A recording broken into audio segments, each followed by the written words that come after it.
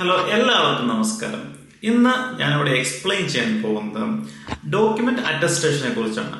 അറ്റസ്റ്റേഷന്റെ ആവശ്യകത എന്താണ്, അറ്റസ്റ്റേഷൻ ചെയ്യുമ്പോൾ എന്തെല്ലാം കാര്യങ്ങൾ നമ്മൾ ശ്രദ്ധിക്കണം, ഏത് ഡോക്യുമെന്റ് ആണ് അറ്റസ്റ്റേഷൻ ചെയ്യേണ്ടത് എന്നതിനെ കുറിച്ചാണ് ഇവിടെ എക്സ്പ്ലെയിൻ ചെയ്യാൻ ഉദ്ദേശിക്കുന്നത്. നോർമലി നമ്മൾ അറ്റസ്റ്റേഷൻ ചെയ്യുന്നത് നമ്മുടെ വിസ സ്റ്റാമ്പ് ചെയ്യാൻ വേണ്ടി തന്നെയാണ്. മിക്ക ആളുകളും അറ്റസ്റ്റേഷൻ ചെയ്യുന്നത് വിസ സ്റ്റാമ്പ് ചെയ്യാൻ വേണ്ടിയാണ്. പിന്നെ നമുക്ക് ഗോൾഡൻ വിസയ്ക്ക് വേണ്ടി അറ്റസ്റ്റേഷൻ വേണം, ഈക്വലൻസി സർട്ടിഫിക്കറ്റ് എടുക്കാൻ അറ്റസ്റ്റേഷൻ വേണം. അതോടൊപ്പം തന്നെ നമ്മുടെ കമ്പനികൾ നമ്മൾ ഡോക്യുമെന്റ് അറ്റസ്റ്റേഷൻ ആവശ്യപ്പെടും. ഗവൺമെന്റ് ആണെങ്കിലും പ്രൈവറ്റ് ആണെങ്കിലും കമ്പനികൾ ഡോക്യുമെന്റ് അറ്റസ്റ്റേഷൻ ആവശ്യപ്പെടും. അതോടൊപ്പം ഇവിടെ നമ്മൾ തുടർപ്പെട്ട ഹയർ സ്റ്റഡി ഇവിടെ ആഗ്രഹിക്കുന്നവരാണെങ്കിൽ അതിന് നമുക്ക് അറ്റസ്റ്റേഷൻ ആവശ്യകതയുണ്ട്. അറ്റസ്റ്റേഷൻ എന്ന് പറയുന്നത് തന്നെ നമ്മുടെ രാജ്യത്ത് പഠിച്ച ഡോക്യുമെന്റ്, ആ ഡോക്യുമെന്റ് ലീഗലി വാലിഡ് ആണെന്ന് അംഗീകരിക്കുന്നതാണ് അറ്റസ്റ്റേഷൻ. അറ്റസ്റ്റേഷൻ എന്ന് പറയുമ്പോൾ ശരിക്കും നമുക്ക് ആവശ്യമുള്ളത് മിനിസ്ട്രി ഓഫ് ഫോറിൻ അഫയേഴ്സിന്റെ അറ്റസ്റ്റേഷൻ ആണ്.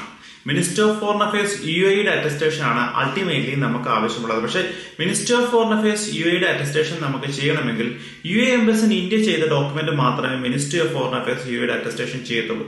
അപ്പൊ UAE എംബസിന് ഇന്ത്യ മാൻഡേറ്ററി ആയി ചെയ്യേണ്ടതായി വന്നു. UAE എംബസിന് ഇന്ത്യ ചെയ്യണമെങ്കിൽ ഇന്ത്യൻ എംബസി ചെയ്യണം. ഇന്ത്യൻ എംബസി ചെയ്യണം നമ്മൾ ഹോം അറ്റസ്റ്റേഷൻ, സ്റ്റേറ്റ് അറ്റസ്റ്റേഷൻ നമ്മൾ ചെയ്യണം. അതുകൊണ്ട് ഈ അറ്റസ്റ്റേഷൻ നമ്മൾ ചെയിൻ പ്രോസസ് ആണ്. ഇത് 4 കംപ്ലീറ്റ് ആകുമ്പോൾ അറ്റസ്റ്റേഷൻ പൂർത്തിയാവുക. നമുക്കൊരു ഡോക്യുമെന്റ് നേരിട്ട് കൊണ്ടൊന്ന് മിനിസ്റ്റർ ഓഫ് ഫോറിൻ അഫയേഴ്സ് ചെയ്യാൻ കഴിയില്ല. ഇതേ പ്രൊസീജിയർ കൂടെ തന്നെ വേണം നമ്മൾ അറ്റസ്റ്റേഷൻ ചെയ്യാൻ വേണ്ടിയിട്ട്.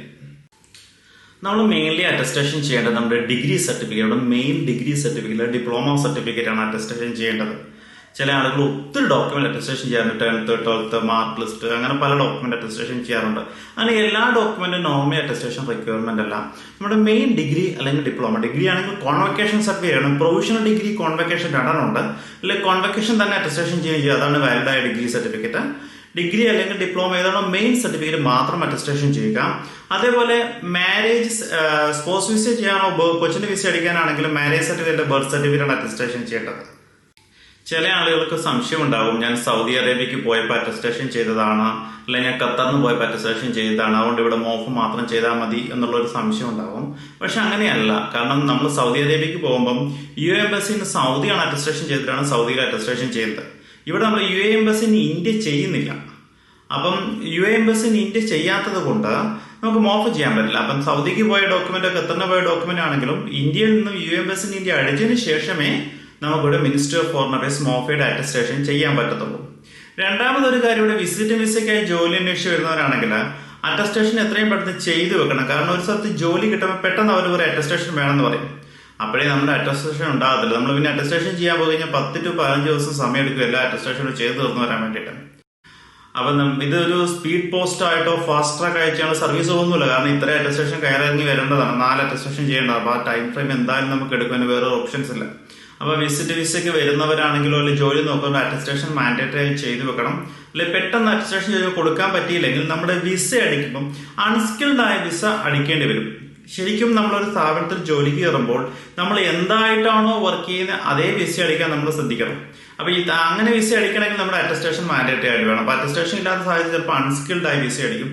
അൺസ്കിൽഡ് ആയി വിസ അടിക്കുന്നത് കൊണ്ട് നിങ്ങൾക്ക് സാലറിയിലോ ജോബിലോ മറ്റു പ്രശ്നങ്ങളൊന്നും ഉണ്ടാവില്ല. പക്ഷെ ഫ്യൂച്ചർ നിങ്ങൾ നെക്സ്റ്റ് ജോബ് നോക്കുമ്പോൾ, നെക്സ്റ്റ് ജോബിൽ നിങ്ങൾ ട്രൈ ചെയ്യുമ്പോൾ നിങ്ങൾ ഓൾഡ് വിസ എന്താണെന്ന് ചെക്ക് ചെയ്ത് കഴിഞ്ഞാൽ അതിനകത്തുള്ള ലോവർ ഗ്രേഡ് വിസ ആയിരിക്കും ഉണ്ടാവുക. അപ്പൊ അത് ശ്രദ്ധിക്കുന്നത് നല്ലതായിരിക്കുമല്ലോ. ഈ അറ്റസ്റ്റേഷൻ അതിന് വലിയ ഇമ്പോർട്ടന്റ് ഉണ്ട്. അതുകൊണ്ട് ആദ്യം അറ്റസ്റ്റേഷൻ ചെയ്ത് റെഡിയാക്കി വെക്കുക. ജോലിക്ക് കയറുമ്പോൾ കൃത്യമായി ആ വിസ തന്നെ അടിക്കാൻ, നമ്മൾ ഏതാണോ പ്രൊഫഷൻ ആ വിസ തന്നെ അടിക്കാൻ ശ്രമിക്കുക.